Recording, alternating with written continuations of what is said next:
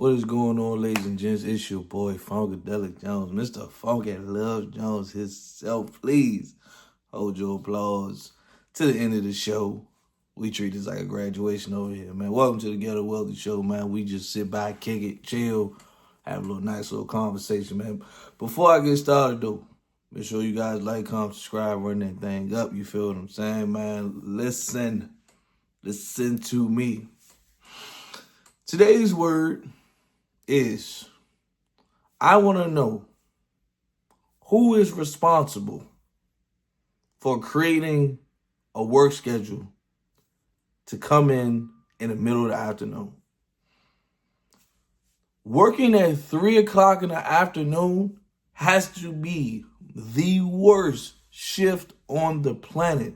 Listen, I know it works for some people love it, but me personally, that midday shift, that coming in at 2, 3 o'clock in the afternoon, that schedule sucks. That schedule sucks, man. Because listen, my schedule at work every day is I work from 3 p.m. to 1 a.m. I work 10 hours. And I know a lot of people are like, ooh, that schedule's terrible. The only benefits of working that schedule is I get weekends off. Now, I was talking to the girl that worked the day shift. She might be switching her schedule. So it may be possible I may be moving to the day shift. I hope and pray that's going to happen because I cannot stand this 3 to 1 schedule. Now, I'm not going to lie to you. Since I've been here, right, this was my original schedule. And I always hated it. So I've had a couple of schedules while I've been here. So I had the 3 to 1 when I first started. Then I moved to 11 p.m. to 9 a.m., which was not really a bad schedule. You know what I mean? Because the way I like my schedules is I even prefer either early in the day, meaning like morning time, or just schedule me like purely overnight. That's it. Like morning or nights. This in between, hate it. It's on this garbage. I can't stand it though. But so I had a couple of schedules since I've been here though. But I had the 3 to 1, because we work 10 hours a day. So 3 p.m. to 1 a.m. when I first started.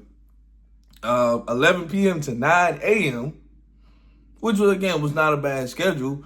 It's just I had to sleep throughout the day. You know, I'm not a person that typically sleep throughout the day. Mind you, both of those positions I had weekends off. Now, I got promoted to security lead. There was no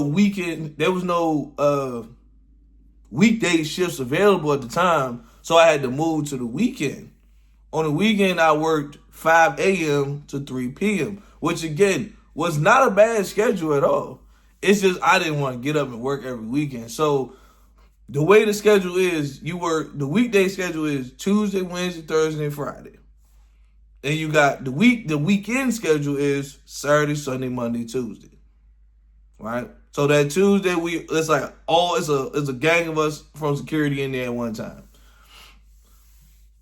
Now I'm back on this 3 to 1 because I was like, look, I want to have weekends off. I like my weekends off. You know, I get to chill, stuff like that. Like, I didn't really feel like being in there on the weekends. You know, do some overtime maybe, but it's like this 3 to 1 schedule is so tough because like you only got but a limited amount of time in the morning, and then the rest of your day is spent at work. Whereas if you work overnight, you get most of your day and then you go to work. Or if you work in the morning, you get the rest of the afternoon. But when you work that midday shift, it's like literally you get the little bit of the morning time and then you're literally at work for the rest of the day. And I'm just like, and I ain't gonna lie, bro, like time be on cruise control sometimes. Like for the last couple of days, it's just, I've been at work just, I said, man. I ain't never gonna go home at this point.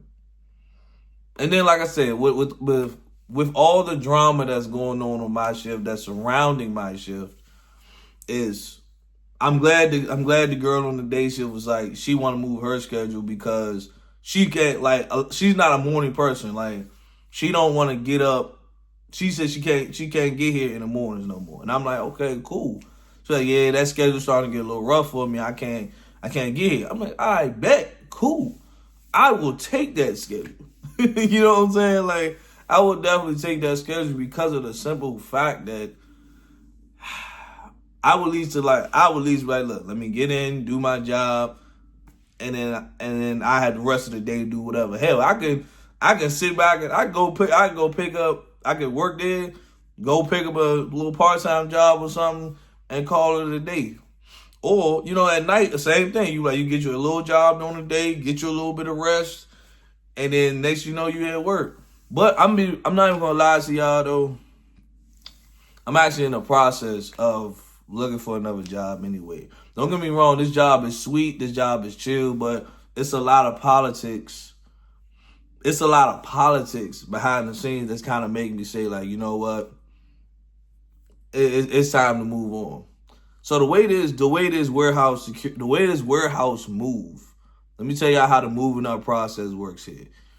In order for you to move up, you gotta get your manager's blessing to move up. And then you gotta do the interview. And then when you do the interview gotta sound a certain way. It ain't just you just answer the questions like, no, it gotta sound a certain way. And then, long story short, your manager, like the managers here can hold you back, right? They can literally hold you back because I've been on 2 interviews because I'm trying to move up from a lead to, like a potential manager type of role into a management role.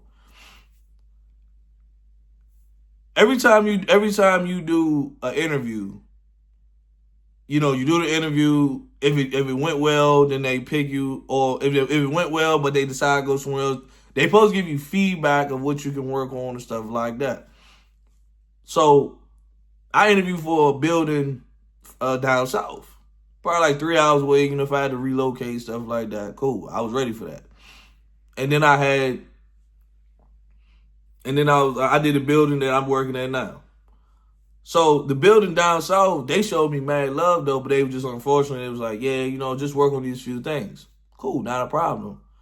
The building that see me every day, the dude that I was gonna be working for literally just came to me and said, you seem like you just be hanging out. Seem like you just be hanging out waiting for something to do.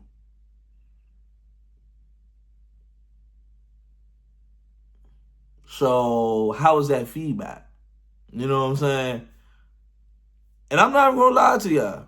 When I heard that, but like, mind you, that whole week I had a lot of drama that was going on my shift. And then to hear that, it was kind of just like, I'm sorry. But it also hit me though, like, this may be a stretch, but I'm gonna be real with you.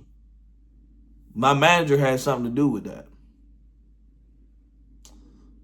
My security manager had something to do with me not getting that job. So they let my mans go. They had maybe like 8 positions that was open. They kind of filled them pretty quick though. But so my man's got one. He did an interview. He got it. But when it came to me, it just seemed like you just be hanging out, waiting for something to do. My manager had something to do with that. Because think about it like this, that like the dude that I was gonna be working for, I've had conversations with him in the past. And mind you, he was new to his role as well. So he don't know me that well. He don't know me that well enough to just make that type of assumption that quickly. Yeah, he just seemed like he just be hanging out. So it's basically like forget the interview. You basically were just like, this is what your assumption is. So when I talked to my supervisor about it, he was like, oh yeah, he gave me the feedback. I said, so when they give them the feedback, they supposed to give me the feedback to know what I'm working on. My boss ain't give me the feedback. So it's like, so you hiding something. Like, you know what I'm saying? So you hiding something because I'm sitting here walking around looking like, I'm like, damn, like what's going on? But if he gave you the feedback and I ain't get the feedback, I'm like, okay. But I seen my so my bosses, I call them the higher ups, the big wigs, the higher up security people and stuff like that. They came in yesterday. This is how I know that full circle now, that they're not gonna let me go. I didn't apply for so many positions in this job, because when it comes to management, like, I'm trying to move. I'm trying to grow. One thing about me is I'm not going to sit back and be complacent in one role. This is why I say, too, I'm over here looking for other jobs, because of the fact that if y'all not going to move me up, then I got to go. It's no hard feelings. It's just, this is what y'all showing me personally. You feel what I'm saying? Like, the lady looked at me yesterday, was just like, you're one of my most senior tenured security. In so many words, she's basically saying, like, bro, I have nobody else right now. Like, you're the one with the most experience. You're Mr. Reliable. I have nobody else right now. So it's not that we don't want you to leave. We can't afford for you to leave right now, because they know losing my guy. When they let him go to management, they knew they was like, because at the time, me and him was both looking for management roles. So the fact that he got his, they probably was like, nah. They was like, look, if one of them go, one of them gotta stay, because we not about to, like, and I get it. It's like, they like, look, we ain't about to start over. We not about to start from scratch. We not about to, no. That's it. We need somebody with some type of experience to stay, to lead, to somebody we can depend on. And who is that person? Me.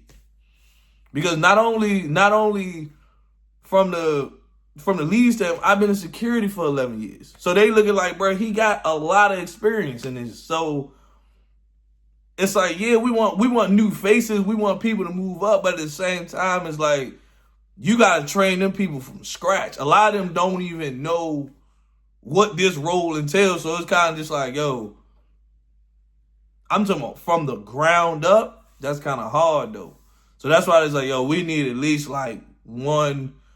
So they kept me, and then they got the other the girl working day shift. They like, look, we need some people that at least know what they're doing. Cause I'm be real with you, we got the weekend shift, the week. So you got the daytime morning shift, daytime overnight shift, and you got the daytime weekend shift and the overnight weekend shift.